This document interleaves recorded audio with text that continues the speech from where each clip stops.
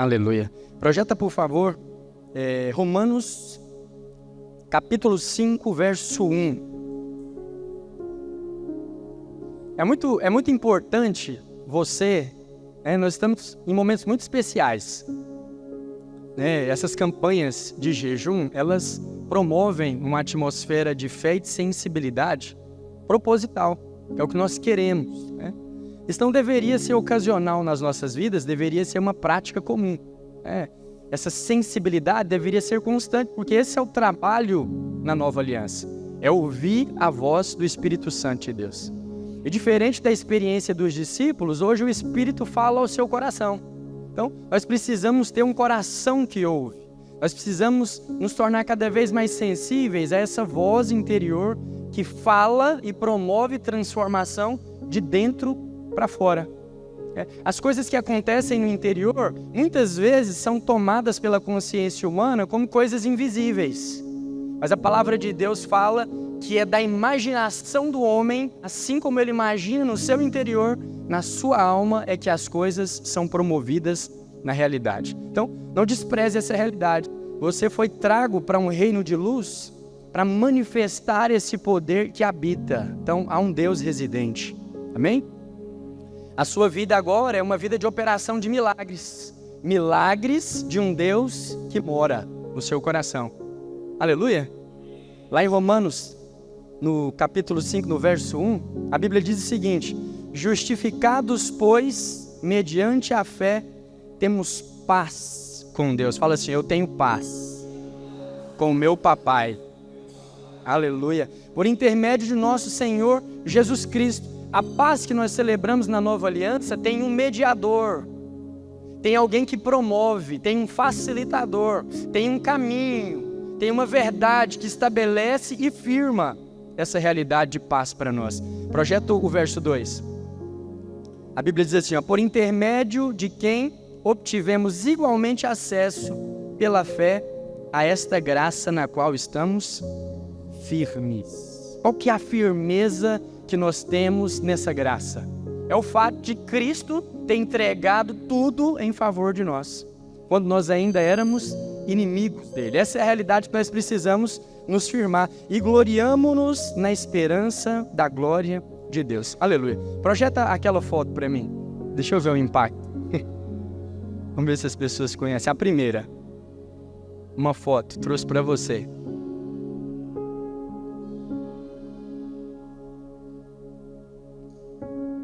Aleluia. Bom. Aleluia. Pode deixar essa mesmo. Usain Bolt. Não sei se a pronúncia é essa, né? Mas escreve desse jeito. Vocês estão vendo ali um atleta mais serelepe ali? Mais à frente, sim ou não? Vocês conseguem ver a feição do rosto? Não? Apaga a luz aí, por favor, amor. Olha só. Ó, consegue ver agora? Ele não está vibrante? É uma corrida de 100 metros. O que você acha que ele está? Ele está vibrando por quê? Visivelmente ele está na frente, sim ou não? Essa corrida aí, ela é uma corrida de 100 metros. Rasos. É um tiro. Pá!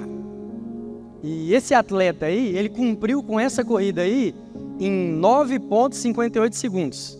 Põe a outra foto, por favor. As duas do meio. Pode colocar.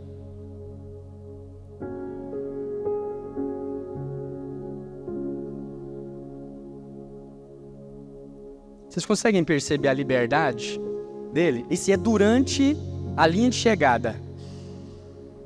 A próxima, essa é a comemoração. E aí, a outra, essa é a marca dele, 9,58. Então, ele correu 100 metros em 9,58 segundos. Dá uma média de mais ou menos 10,5 metros a cada segundo. Então, cada vez que o seu relógio anda um pininho, ele corre 10,5 metros para dar esse número aí. É muito rápido, sim ou não? Então, esses atletas, eles se preparam para as Olimpíadas. E eles fazem isso durante 8 anos. É uma preparação ferrada, é uma consagração. Alguém aqui sabe quantos filhos esse atleta tem? Alguém sabe? Não sei se tem filhos. Alguém sabe se ele é casado ou não? Não. Sabe em que país que ele nasceu? Jamaica. Não sabe também. Tem poucas informações de quem ele é, mas tem informações claras do que ele fez, sim ou não? Sim, ele é um campeão. É o homem mais rápido do mundo. Isso custou a vida dele. Sabe por que você tem muitas informações de performance e você não sabe nada do resto dele? Sabe ou não? Porque ele se consagrou para isso. Ele entregou a própria vida para isso. As pessoas que estão ao redor dele conhecem um atleta de alta performance. Conhecem o homem mais rápido do mundo. Pelo menos até então. Pode ser que alguém já o tenha superado, né? Fazer 100 metros em 10 segundos é uma coisa assim inimaginável, né? Quando você tiver amanhã, não faz perto de outra pessoa não, senão vai descobrir que você tem probleminha. Mas tenta dar um estirão assim de 100 metros, para você ver. Pra você ver quanto tempo você gasta mais ou menos. Só para você ter uma ideia da velocidade, né? Mas tudo isso tem um preço. Ele assumiu uma posição, ele não pode comer o que ele quiser. Então, eu acredito que esse cara ele entregou a vida para isso, completamente, né? E o engraçado é que mesmo entregando a vida apaixonadamente para isso, é uma coisa clara que ele não consegue fazer. Ele não consegue, nessa velocidade, voar. Porque se ele continua crescendo e evoluindo na performance, em algum momento chegaria o ponto de quase não tocar o chão, sim ou não? E por que ele não consegue voar?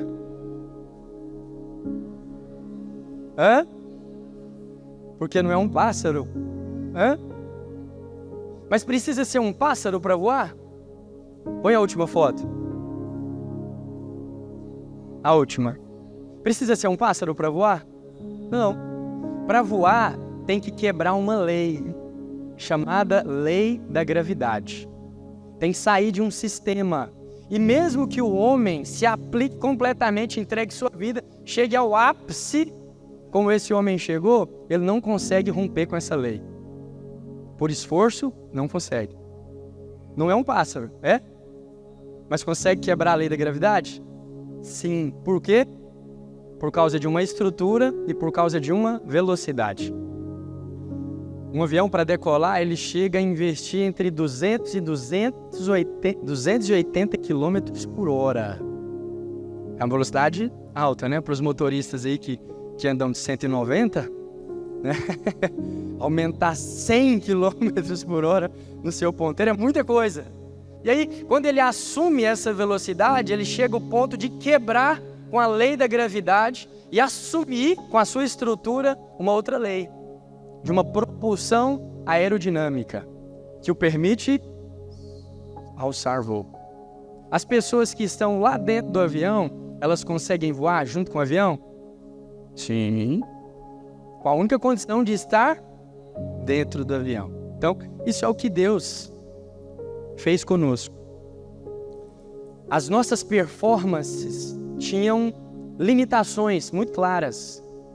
Mas, por mais que você consiga, pelo esforço, pela dedicação, pelo estudo, atingir alguns recordes, quando você se depara com a lei, ela mostra as suas inabilidades, as suas deficiências, mostra todos os seus limites. E aí, Jesus vem como esse avião, para quebrar, né, em outras palavras, com essa lei do merecimento e nos colocar em um outro sistema. Porque quem está dentro do avião, ele consegue voar em paz, sim ou não? Sim ou não? Oi? Pelo menos deveria, né? Se for a primeira vez, talvez um pouco apreensivo, né? Até porque você não tem asas, você sabe se acontecer algum problema, não tem muito o que fazer, né?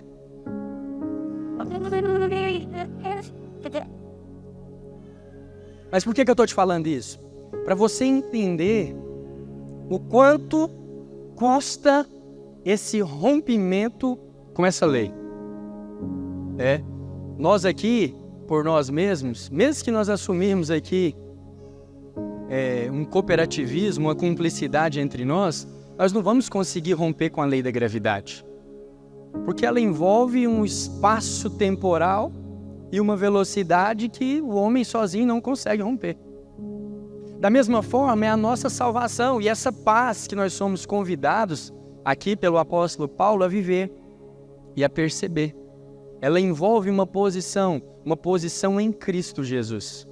Aqui em Romanos, ele está falando que quando nós somos justificados pela fé, nós encontramos paz. Por que paz? Porque a paz como fruto de justificação. Por que o primeiro sinal de quem foi justificado é a paz? Porque é o primeiro problema que aparece lá no Éden. Sabe quando o pai sai para trabalhar e a criança pequenininha quebra o troféu do pai em casa? Aí a mãe vai lá com a fita isolante e tenta colar, coloca ele lá de um jeito, pendurado no outro, para ajudar o menino, porque o pai gosta demais do troféu, né? Aí a mãe faz isso. Por que ela faz isso? Por quê? Para proteger o filho, para guardar a casa de uma contenda, sim ou não? Lá no Éden, quando o homem cai, o que ele faz? Ele procura para si algo que cobrisse aquela vergonha, que remendasse a coisa errada que ele sabia que tinha feito. Ele procura folhas de figueira. Quando você lê a Bíblia no capítulo 3, você percebe que Deus não está no convívio comum, né? Eu sei que eu falo muitas vezes aqui que Deus é onipresente, então ele estava. Mas ele não estava naquele convívio comum que ele continha com Adão na viração do dia. A Bíblia fala que na viração do dia foi que ele veio, então Adão se escondeu. Então a primeira coisa que acontece quando o homem peca é a perca da paz. Primeiro com a mulher e com a criação. Por isso que ele precisa cobrir aquilo que agora os olhos viam como um motivo de morte. Porque Deus falou, olha, não coma dessa árvore, se comer, vai morrer. Então vamos fazer aqui um remendo, vamos dar um jeito, vamos procurar uma forma. Então, a paz, assim como ela foi roubada lá pelo pecado no Éden, ela precisa ser celebrada agora na nova aliança de uma maneira firme. Bem, então o apóstolo Paulo fala assim, justificados, pois, mediante a fé, nós temos paz por meio de nosso Senhor Jesus Cristo. Então quem que promove a nossa paz? A mesma que estava proposta no Éden. Aquela árvore era a árvore da vida. E Jesus fala assim, eu sou a vida. E aquele que crê em mim, ainda que morra, viverá. É uma proposta de vida eterna. Sabia que a palavra vida que aparece lá no Éden, ela é a mesma no decorrer da Bíblia? E é Zoe, que é a mesma utilizada para espírito. Então, já era uma proposta de vida espiritual. Isso sempre esteve nos planos do Senhor. Uma proposta de paz. Como que o homem obtinha a salvação lá no Éden? Como? Do mesmo jeito que ele entrou pelo cano, comendo. Qual que era a ordem que tinha lá? Não come da árvore do conhecimento do bem e do mal. Mas da árvore da vida, ele podia comer. Ele tinha acesso. Ele via e tinha recomendações a respeito dela. Então, a vontade de Deus, comer é bom? Perguntar isso num período de jejum é até sacanagem, não é? Comer é muito bom. Depois que o jejum vai passando alguns dias, você consegue perceber um alho dourando a quase 1 quilômetro de distância. Aí isso é alho. Tá dourando? Vai passar um feijão aí, nessa panela. Com mais tempo, os seus ouvidos conseguem ouvir a frigideira cantando. Então, olha só, que esforço tem em receber a salvação comendo a árvore da vida. Então, a vontade de Deus sempre foi muito graciosa para conosco. A vontade de Deus sempre foi estabelecimento de paz para nós. Então, uma vez que você foi justificado, o grande sinal precisa ser paz. As folhas de figueira é algo que o homem faz diante de Eva, Adão faz diante de Eva e diante da criação. Mas quando Deus aparece, ele também se esconde atrás das árvores do jardim. Então, a paz mencionada por Paulo aqui é paz com Deus, por intermédio daquele que nos salva, Jesus Cristo, mas também é paz com os homens. Eu e você estamos submetidos a uma pressão cultural e social muito grande. E somos quase que forçados a manter uma reputação diante de tudo e de todos, né? E isso aflora em nós um senso de obrigação muito pesado, a ponto de te trazer para as reuniões de culto e as reuniões de célula só baseado nisso, na obrigação. Você vem porque nós precisamos cumprir um ritual religioso. Nós precisamos disso. Nós temos que fazer, em outras palavras. Isso precisa ser feito por nós. É como se os nossos comportamentos validassem algo diante de Deus. Mas não é o que se espera. A Bíblia fala que a paz que é estabelecida para mim e para você, com Deus e com os homens, ela é celebrada por um caminho chamado Jesus Cristo. Estabelecido e firmado em uma verdade imutável, constante. Porque ele não é homem para mentir, nem filho do homem para se arrepender. Lá na cruz ele escolheu satisfazer a vontade de Deus. Então, ele aplacou com toda a justiça em si e escolheu um caminho de morte para nos dar vida de uma vez para sempre. Ele poderia ter escolhido andar conosco com base na misericórdia. Mas misericórdia tem data de validade. Se um dia ele muda de ideia, ele tira a misericórdia. E a misericórdia é poupar você daquilo que você merece. Por quanto tempo que eu consigo te poupar? Por quanto tempo você consegue poupar os seus filhos de uma disciplina? Quantas vezes ele tem que cometer o mesmo erro para você discipliná-lo? Seja com a vara, seja com castigo, seja com uma restrição. Quanto tempo? Quanto tempo que dura? Ou você vai para sempre com ele, mau caráter ali, negligenciando as regras da casa. Como que você faz? Não tem um limite? Então, ele apronta a primeira vez, você fala, olha, se fazer isso, papai vai bater. Não pode. Aí ele faz a segunda vez, terceira vez, acabou o estopim, sim ou não? Chega de misericórdia, agora é o quê? Justiça seja feita. É ou não é? Agora você vai sentar ali, vai ficar quietinho naquele cantinho ali, não vai mexer nisso, não vai fazer aquilo, e tarará, tererê, tarará. É assim ou não é? Ou é só lá em casa que funciona desse jeito? Isso é uma vida com base na misericórdia. Somos misericordiosos com os nossos filhos. Ainda que o seu tempo seja mais reduzido, isso é misericórdia. Então, a criança, em algum momento e por algum motivo, sabe que você tem um limite. E que em algum momento o juiz virá. A palmada chega, a chinela voa, né? Sim ou não? As mamães fazem assim, pega a chinela, pode estar 1 quilômetro de distância que acerta.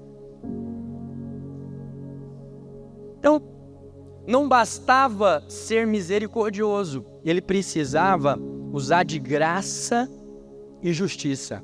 E lá na cruz, acontece um anelo entre a graça e a justiça. Elas se beijam para sempre. Eles estabelecem uma aliança. E o Senhor, não tendo com quem firmar essa aliança, Ele mesmo faz uma aliança consigo. Ele vem celebrar essa aliança de graça e de justiça. Agora, como Ele é justo, Ele é obrigado a estabelecer a sua justiça. Não tem como mais voltar atrás. O que foi feito na cruz foi feito de uma vez para sempre. Então, para aquele que crê, porque aqui o apóstolo Paulo está falando assim, justificados, pois, mediante a fé. Então, para esses que são justificados, porque creram na obra de Cristo, eles recebem o quê? Paz com Deus. Deus é eterno. E você é feito homem espiritual para a eternidade. Então é paz eterna com Deus e com os homens. Não é por acaso que Deus nos planta aqui para o convívio e para os relacionamentos. Há uma expectativa no coração de Deus quando Ele salva o homem, desde sempre. O problema da terra em Gênesis 1 é visível. A Bíblia fala que estava sem forma e vazia. E havia um caos na face do abismo. Então, era buraco no meio da escuridão, era coisa feia, o trem estava esquisito. E aí ele vem e cria o homem a fim de manifestar o reino de Deus na terra. A nossa salvação e a paz que nós celebramos cumprem um propósito. Então, não exclui a igreja, não exclui a família, não exclui o convívio. Por quê? Porque sempre se tratou de uma expressão. Então, uma pessoa em paz, ela quer guerra com alguém? Não, não quer. Ela quer cuidar dos seus relacionamentos. Ela quer construir pontos de conexões. Ela quer conhecer mais pessoas. Por quê? Porque acha paz. Paz por intermédio de uma pessoa imutável, que não se arrepende, que escolheu um caminho de justiça para nos guiar. Mas qual que é a dificuldade de tudo isso? É a compreensão? Não. É a lei moral que te trouxe até o dia da sua conversão. Pelos seus pais, sempre foi tratado pelo merecimento. Os prêmios no final do ano letivo era com base numa aprovação. Na escolha do golzinho, nas brincadeiras de rua, as escolhas eram com base na velocidade, na expertise, na criatividade. Então, sempre tinha um critério comportamental para aceitação em todos os seus relacionamentos. Isso promove em você um senso de merecimento que é muito difícil de ser desconectado. Lembra do exemplo aqui do Usain Bolt? Por mais que ele se esforça, ele não consegue se desvincular, ele não consegue vencer a lei da gravidade. Você acha que é fácil assumir uma performance dessa? Se fosse, ele não precisava dedicar toda a vida dele para isso. Trabalho de 8 anos. Olha, você consegue trabalhar 8 anos para 10 segundos de trabalho? São 8 anos. Você pega aí 8 vezes 365. Dá quanto? Quantos mil dias que tem aí se preparando para 10 segundos de prova? Mas não é o suficiente. Não é o suficiente. Precisa de algo mais. Então, por mais que a nossa performance possa cooperar, o que nos promove paz é a fé no caminho, naquele que completou com todas as coisas. Agora que nós fomos regenerados no nosso espírito e essa realidade interior é convicção para nós na mente, e nós estamos firmados, como o apóstolo fala, graça na qual estamos firmes. Qual que é a firmeza que nós temos? A firmeza de que o Espírito Santo atesta no seu espírito que você é salvo, é filho amado de Deus. Tem como explicar? Não, mas eu tenho uma firme convicção de que por eu ter crido na obra da cruz, eu fui completamente salvo. Agora isso precisa ganhar prática. E para ganhar prática, nós precisamos vencer essa lei moral, o senso de obrigação, que muitas vezes faz você caminhar de maneira religiosa. Qual que é o problema da religião? As religiões, elas têm em comum, todas elas têm algo em comum. Elas mostram as formas e os comportamentos de um homem ir até a Deus. Todas elas. Independente da bandeira, da denominação, todas elas pregam a mesma coisa. O que você precisa fazer para ir ao encontro do seu Salvador? Todas elas.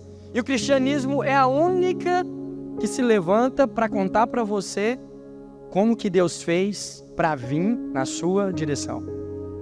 Ele veio te encontrar. Ele veio buscar você. E nós precisamos manter viva essa realidade de que fomos achados por Ele. Fomos encontrados por esse avião que quebra com a lei e nos faz voar altaneiramente numa vida espiritual, de esperança. Se você continua lendo o capítulo 5, ele fala assim, que a esperança se faz viva por causa da paz. A paz que pode ser celebrada. Quantas coisas diariamente se levantam contra a nossa paz? Além desse senso de obrigação. Quantas mães e quantos pais estão assim, sem paz no coração, por causa do resultado dos filhos, se acham culpados de coisas que fizeram, de escolhas. Ainda que nós consigamos provar para esses pais que não tem método perfeito. Pais perfeitos criam filhos problemáticos, muitas vezes. E pais problemáticos, às vezes, criam grandes gênios. Isso acontece todo tempo. Então, não é pelo merecimento. Não é esse o caminho. Não é só você que está nessa jornada de criação de filhos. Ainda assim, não é suficiente. Os pais olham para a criação dos filhos, ele já está com 40 anos, ainda não saiu de casa, não casou, não comprou uma moradia própria, e o pai se sente o quê? No fundo, ele se sente culpado. Ele se sente ali participante daquilo, foi alguma coisa que ele fez. Sabe o que é isso? Um senso de obrigação. E aí você tem isso para todo lado. Você tem isso na empresa que você trabalha, na empresa que você fundou, você tem isso no seu casamento, você tem isso para todos os relacionamentos, para com todas as pessoas. E até quando ninguém está te vendo, tem uma consciência moral ditando para você o que você tem que fazer. Por exemplo, eu fico vendo aqui nas redes sociais, muitas vezes, apelos de sucesso financeiro. Muitas aulas, muitas mentorias, muitas pessoas se levantando para ensinar a lidar com o dinheiro. Todos os ensinamentos certos, mas quando você vai ouvir, não tem novidade. Não tem novidade. Primeiro você tem que ganhar. Depois que você ganha, você tem que saber como é que gasta. E uma parte você tem que poupar. Pronto, é a mentoria. É segredo para alguém? Aí a primeira coisa que eles falam é assim, olha, se você gasta mais do que você ganha, você vai se encalacrar. Ué? É óbvio, né? Se você gasta mais do que você ganha, o saco vai aparecer ao fundo rápido. Os problemas vão se levantar. Mas, ainda assim, diante dessas obviedades, você não consegue se livrar dessas coisas. Porque a maneira com a qual elas são apresentadas para nós são todas baseadas em um senso de merecimento. Nós não conseguimos viver de forma pacífica com o Deus que nos salva. Nós sempre nos achamos em uma demanda. Tem sempre um comportamento seu que você acha que está te desqualificando para a paz que é celebrada nos céus por causa do seu arrependimento. Tem sempre uma pontinha sua manchando a obra de Cristo, como se tivesse algo em você capaz de aniquilar com Deus Todo-Poderoso. Ele é todo-poderoso e aquilo que ele fez tem todo o poder. Então, não há pecado em você que tire o valor e os fundamentos da firmeza da obra da cruz. O que ele fez está feito de uma vez para sempre. Mas esse senso de obrigação, muitas vezes, nos envolve em um sistema e nos prende numa vida de realidades parciais, se eu posso dizer assim. Porque você crê no seu coração que a salvação é graça mediante a fé, mas de alguma forma você não consegue aplicar o mesmo fundamento nos seus relacionamentos. A fé não é o seu primeiro ponto de acesso quando a crise estoura, quando os problemas aparecem. Nós procuramos os especialistas, nós procuramos as pessoas que conhecem os casos e as formas. Nós queremos uma forma de nos desligar dessas coisas. Rapidamente, nós abandonamos a realidade. Então, essa paz que nos está proposta, ela é para tudo. Ela é para os seus relacionamentos, é para a criação dos seus filhos, é para a sua vida. A vida de Cristo nos é útil em tudo e não parcialmente para algumas coisas. Mas esse senso de obrigação nos faz usar da espiritualidade só nas reuniões de culto. Eu preciso rezar, tem que rezar mais, eu tenho que orar. Você tem que fazer muitas coisas, mas quantas dessas coisas são vida para você? Quantas dessas coisas, de fato, intensificam o seu relacionamento com aquele que te ama? Quantos desses contatos com o Senhor são frutos de anelo, de alguém que de fato entendeu que tem paz entre ele e o seu Senhor? Será que as nossas reuniões, elas não estão sendo todas regadas por um senso de obrigação? Nós não estamos indo no culto e na célula porque nós temos que fazer isso? Será que nós não lemos a Bíblia porque temos que ler a Bíblia? E será que eu não estou aqui atrás desse púlpito pregando para você porque eu tenho que fazer isso? Porque eu sou o pastor? Tudo isso é fruto de um véu posto sobre o nosso coração. Arranca o prazer e a alegria das coisas que podem ser feitas de maneira graciosa, em paz. Não dá para sustentar essas coisas pelo merecimento e por senso de obrigação, por mais moralista que você seja. Você pode treinar muitos anos, atingir muitas performances, ser o mais organizado, o mais disciplinado possível, mas sem revelação dessa graça que promove paz interior. A conta chega. Em algum momento, a depressão toma o seu coração e a sua vida parece sem sentido. Estou dentro da igreja, estou envolvido por pessoas santas, estou na célula, estou orando, e aí as coisas vêm e roubam o seu coração.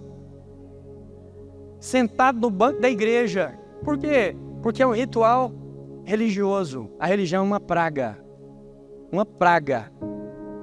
Cristianismo não é religião, não é ritual de doutrinas, não é amontoado de regras. É uma verdade que se fez gente. A graça, não tendo com quem contar, ela se tornou carne e veio habitar no nosso meio, veio resolver o problema com as próprias mãos. Em outras palavras, com a própria vida. Ele entregou a sua vida na cruz para que nós recebêssemos essa vida. Eu não sei quantas vezes você precisa ouvir essa mensagem de que a justiça promovida por Cristo na cruz te dá paz. Eu não sei quantas vezes você precisa, mas eu tenho um termômetro comigo mesmo, que eu uso como aplicação nos meus relacionamentos. Tudo aquilo que sobe para minha mente, como eu tenho que fazer, eu percebo que eu estou envolvido no ritual religioso. É uma obrigação que precisa ser feita. Então, eu oro, hoje eu oro de uma maneira muito diferente, mas eu ainda quero assumir uma posição no mundo da oração maior. Mas lá atrás, orar para mim era uma tarefa diária, muito difícil de ser cumprida. Eu tinha que orar. Aí eu não conseguia perceber que esse véu, que esse senso moral, que esse senso de obrigação era o que aumentava a minha dificuldade de executar, porque o ter que fazer arranca todo o prazer e todo o deleite de qualquer relacionamento. Uma esposa que tem que beijar o marido porque é esposa, ela não faz porque o ama. Ela faz porque ela precisa cumprir com os requisitos. Em algum momento, isso vai se tornar um fardo pesado. Mas agora, aquilo que você faz porque você ama, ainda que caia no esquecimento em alguns momentos, por causa das circunstâncias que se levantam, dos resultados ruins, é o filho que adoece, é o trabalho que te puxa demais, é a falta do tempo de qualidade, é uma agenda que não coopera. Em algum momento você fala assim, poxa, essa é a mulher da minha vida, esse é o homem que eu escolhi para mim. E os seus olhos se reacendem e por amor vocês se entregam novamente. Então, por mais que os seus olhos se desviem, em algum momento, você não sai da verdade que está firmada e alicerçada no amor. Por quê? Porque isso ficou envolvido em laços de amor.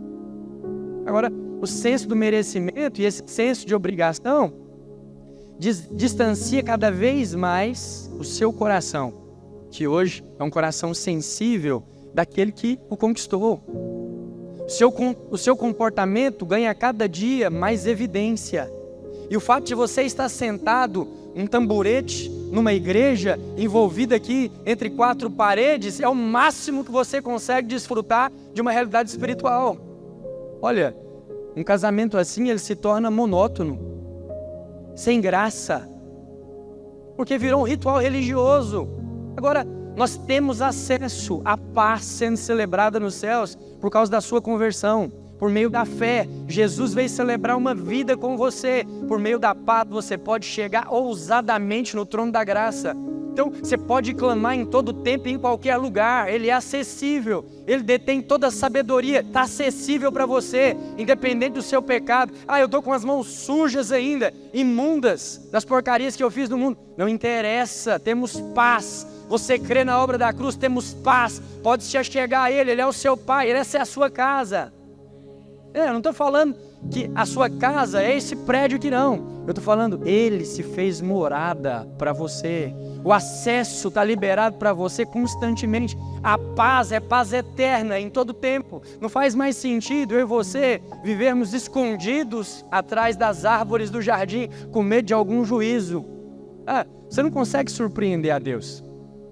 Quando nós olhamos os atributos que Paulo fala que são indizíveis de Deus, uma das características é que Ele está em todo lugar. Então, lá no cenário da sua queda e do seu pecado, Ele estava. E Ele sabe de todas as coisas, então Ele sabe até os motivos pelos quais você fez o que fez. Então, não tem como surpreendê-lo. Não tem como Deus cair do trono. Meu Deus do céu, essa aí até o diabo ficou surpreso. Não tem como. Não tem como. O Espírito Santo fala que o Senhor sonda a mente e o coração dos homens. Fala que antes da palavra sair da sua boca, Ele já a conhecia. O diabo não faz isso, mas o Senhor não tem restrições a seu respeito. Ele tem convicções. E na convicção, diante de todo o potencial para fazer besteira que você tem, na convicção que Ele chegou a seu respeito, Ele escolheu cruz. De uma vez para sempre. Então, não é agora porque você recebeu por meio da fé que agora você tem uma cartilha de rituais para serem seguidos. Não, você recebeu paz abundante para se relacionar de maneira intensa. O jejum e a oração é uma via de relacionamento. Um casamento que não tem intimidade é um casamento com problema. Sim, toda aliança que não tem relacionamento, que não tem intimidade, que não tem cheiro no cangote, que não tem beijo, que não tem abraço, ele está com problema. E é pela oração é que nós nos aproximamos daquele que nos ama. Eu não acredito que os homens desse ministério vejam as relações com as suas esposas como algo que tem que fazer. Oh, meu Deus, de novo, essa mulher não me dá sossego. Eu acredito que seu marido não pensa isso. Tem certeza que não. Por quê? Porque ama. E os laços de intimidade, eles consolidam o relacionamento, fortalecem, intensificam o amor. Lembra as pessoas de que elas estão ali por um motivo superior. Superior às vontades, superior aos desejos particulares, às agendas secretas. Porque nós temos, sim ou não? Quantas vezes a mulher, na sua sabedoria, tenta envolver o homem? E quantas vezes o homem, na sua... Deixa eu ver.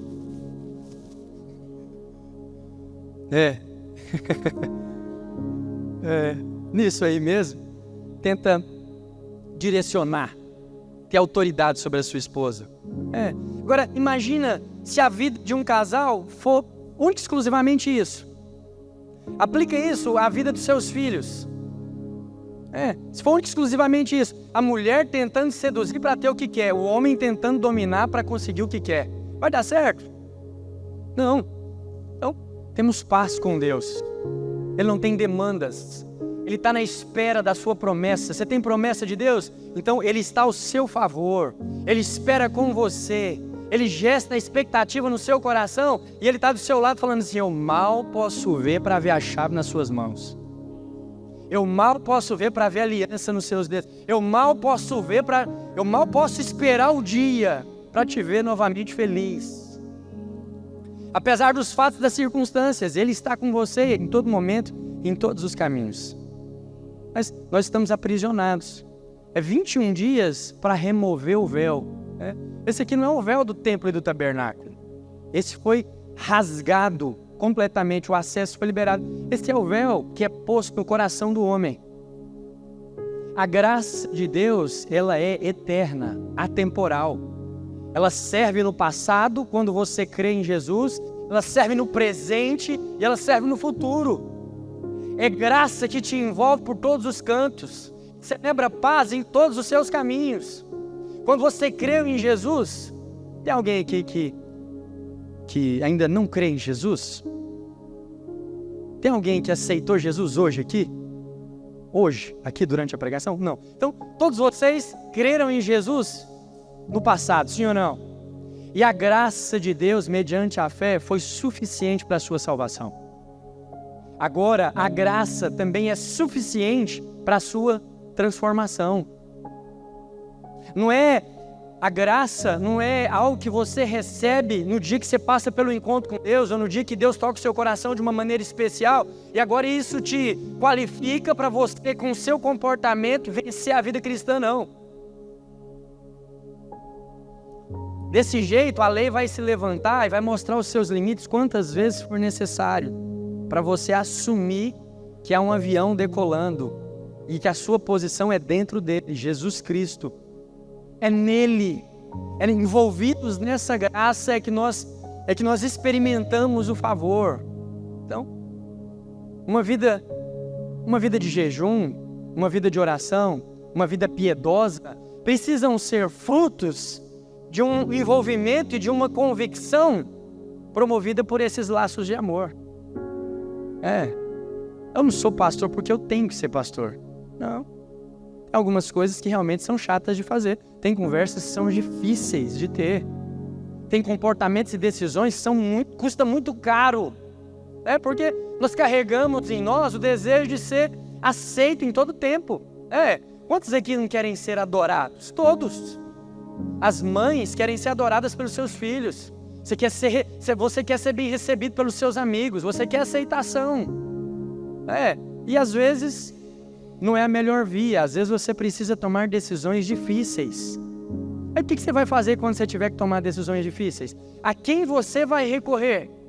Por que você acha que os casamentos acabam? Porque as pessoas não têm refúgio. Por que nós temos problema na criação dos filhos? Por que nós temos problemas nas administrações financeiras? Porque no meio do conflito nós não encontramos paz para recorrer a uma fonte de sabedoria. Meu Deus do céu, o que aconteceu com o tempo? Tô achando que eu tô aqui no começo de tudo. Amém? Nós precisamos parar de enxergar a graça só como resposta ao pecado. O dia que você mais medita na graça é o dia que você peca. Aquele versículo memorável, agora, pois, já nenhuma condenação há, para aqueles que estão em Cristo Jesus, ele sai da sua boca e é lembrado todo o tempo. Quando? Quando sua mão está suja pelo pecado. Mas será que a graça de Deus se fez suficiente para isso? Olha, isso é como desferir golpes em um oponente no ringue caído. Ele já foi nocauteado e você está lá, na sua performance, esperando o golpe tocar. Não faz sentido. Por quê? Porque a condenação já foi vencida na cruz. Não faz sentido essa ser a sua luta. Essa graça precisa encontrar lugar no seu coração e aplicação na sua vida de uma maneira diferente. Agora, nós vamos lembrar da graça e do favor de Deus só quando nós pecarmos? Olha, mau uso da graça, mal entendida, mal compreendida. Não, ela é suficiente para tudo em todo tempo, para toda hora. Ela é suficiente para os seus relacionamentos. Ela é o que você precisa antes de tudo. Às vezes você olha para os seus calçados e pode pensar, estou precisando trocar os meus calçados. Você olha para as suas roupas, estou precisando renovar. Mas antes de tudo, qualquer necessidade que suba aos seus olhos, você precisa se lembrar de que você está em uma pessoa. E essa posição concede paz. Fico olhando para a pastora Luiz. A pastora Luiz tem tanta revelação. E a gente vai vendo que é isso? É alguém que vive em paz. Sem paz, nós não conseguimos concatenar as ideias, organizar as sensações e as vontades. Nós não conseguimos controlar os nossos desejos. E boa parte dos problemas que nós temos é fruto disso, de uma alma completamente desgovernada. Essa graça que supriu você no passado e salvou o seu espírito, hoje trabalha na sua mente, nos seus pensamentos, nas suas emoções. Você precisa se lembrar disso em todo tempo, de maneira graciosa. Peraí, eu estou vivendo em paz? Eu tenho paz por intermédio de Cristo. Eu preciso viver em paz. Eu preciso ter paz nos meus relacionamentos. Eu preciso ter paz para empreender. Eu preciso ter paz no ministério. Eu preciso ter paz para multiplicar. Acabou a paz, nós paramos. Ei, Senhor, o que está acontecendo? Perdemos a paz aqui, paz prometida, o Senhor me deu, é presente. Faz questão de tê-las em tudo. Mas quantas vezes o senso de obrigação te faz insistir em uma direção, te insistir em um relacionamento que machucam você, machucam sua casa, fere aqueles que te amam, mas você não consegue retroceder e mudar, bombardeado na mente, cansado nas emoções, mas não consegue se refrigerar e encontrar paz.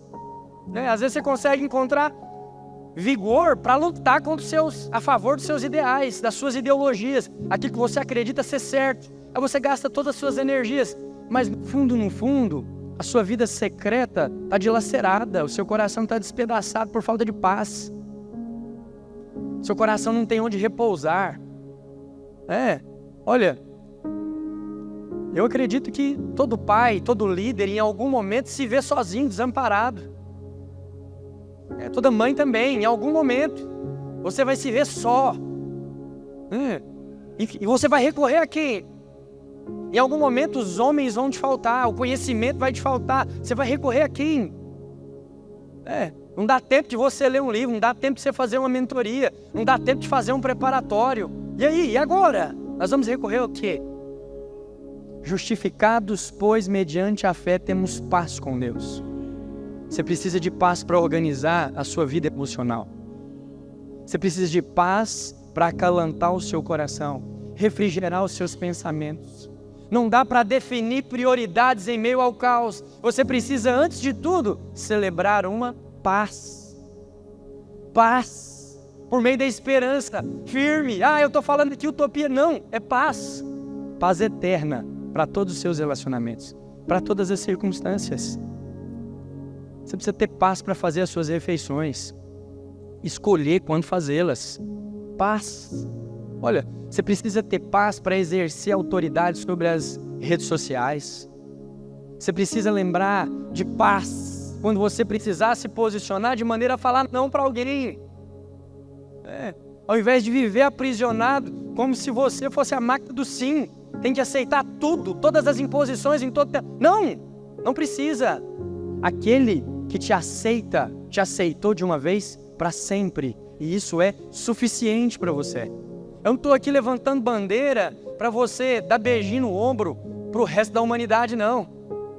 Nem clicar em botão de nada, se desligando dos relacionamentos. Não, muito pelo contrário. A paz atrai as pessoas. Uma vida pacífica atrai os olhos das pessoas. A expectativa de Deus é que essa paz ganhe o seu coração, aformoseie o seu rosto, a ponto de você conseguir expressar isso em tudo. E as pessoas começarem a perceber. Você é paciente, né? Fala assim tranquilo. Por quê? Porque a sua realidade agora é uma realidade de dentro para fora. O caos exterior não te define mais. Mas para ouvir essa voz interior, nós precisamos de shalom, paz. Esse é o novo sistema. Tem uma voz que fala constantemente aos seus ouvidos. E você precisa de um coração que ouve. Os frutos do Espírito, eles fluem segundo uma natureza, não é segundo o esforço. Isso desqualifica o merecimento do homem.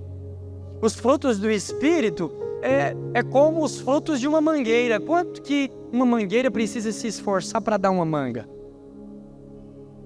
Quantas flexões ela precisa fazer? Quantos livros? Quantas vezes uma mangueira precisa arrastar para cima para produzir uma manga? Nenhuma, porque a faz naturalmente. O Espírito Santo de Deus em nós nos anela a uma natureza divina. Natureza. É natural para a mangueira da manga. Para aqueles que têm natureza divina, são naturais os frutos do Espírito Santo. Domínio próprio, longanimidade, paciência, mansidão. Isso precisa fluir de você. Mas quanto que tem custado para nós a paciência? Quanto? Nem oro mais pedindo paciência, porque parece que quando eu peço, Ele manda muitos testes para mim. Outro dia, eu falei assim, olha, eu não quero mais teste. Eu estou satisfeito com a aprovação de Jesus. Não quero. Eu vou pedir para Deus tirar o teste. E se tiver tentação, não quero passar. Principalmente a tentação que tem força para me derrubar. Não quero passar. Tira para mim. Tira da minha vida. Papai, remove as tentações que têm força de me derrubar. Deixa só aquelas que eu venço fácil para mim me sentir encorajado todo dia. Eu peço. Peço em paz. Me sinto bem. quando eu tenho vitória sobre tentações que eu sei vencer. Eu sei que elas vão vir e eu faço igual o Ronaldinho Gaúcho fazia assim no ápice da carreira. Tocava aqui para a esquerda e virava o rosto para a direita. De letra. Por quê? Porque eu posso. Posso pedir. Não temos garantia, mas temos acesso. Temos paz. Os frutos do Espírito precisam ser uma realidade natural.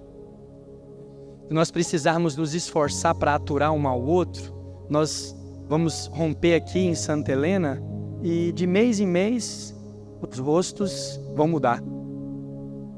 Mas qual que é a tendência? Não, a tendência são esses rostos se multiplicarem. As casas serem feitas extensão da igreja. Por quê? Porque as pessoas viram favor sendo dispensados sobre a sua vida. Os frutos do Espírito mostram que você vive uma vida diferente agora. Mas isso não pode nos custar. Isso custou algo para Ele, mas é paz para nós.